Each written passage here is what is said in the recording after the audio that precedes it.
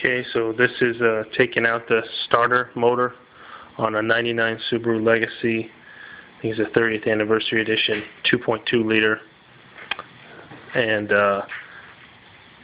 what I found out was the first thing you want to do is actually disconnect the filter, secondary filter right here that goes right into your intake. Here it is on the ground. So this goes into your intake. That comes from your air filter, your primary air filter, and then there's a little bracket. Make sure you take that off. There's just a couple bolts. Disconnect the whole thing, and that way you can actually get to the starter, which was once right here, just sticking right out. And there's a grounding plug. Actually, it's a spade terminal. There's a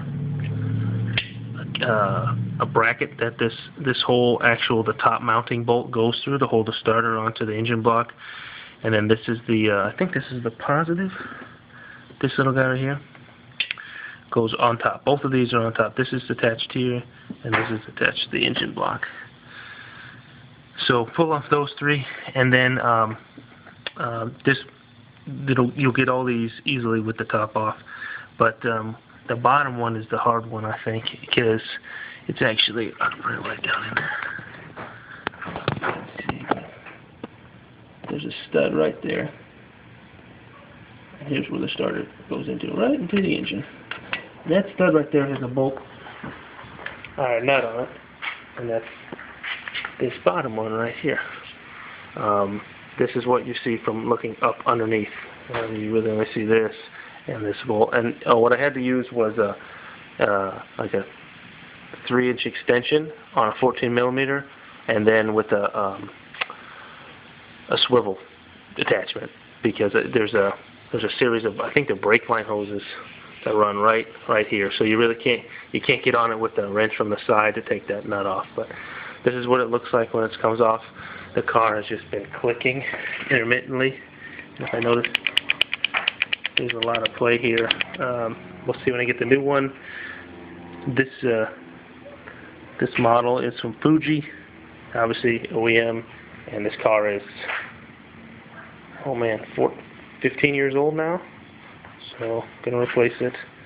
And the one at Subaru is $250, not in stock. So it's gonna take some time.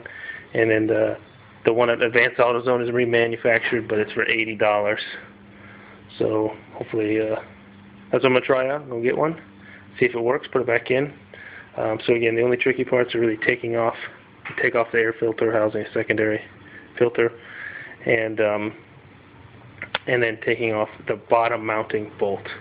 It's just a nut, I should say. The stud is on the block, but those two things will make your life a lot easier. And here's some of the hardware. This is the top mounting top bolt that goes all the way through that bracket, air box, and then this is another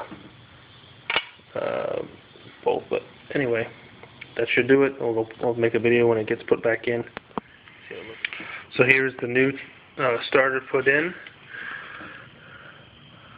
Put in that connection on. Put dielectric grease on there. Put dielectric grease on the ground, and that's the bracket with the long bolt that goes all the way through into the car. And then the back there, if you see, there's that spade terminal, and I even bent that the female side of it. It's a spade terminal open or closed to give it a little tighter grasp, just in case it was coming loose. And then I cleaned it with electric cleaner, all the connections that were on the car before I installed it, and then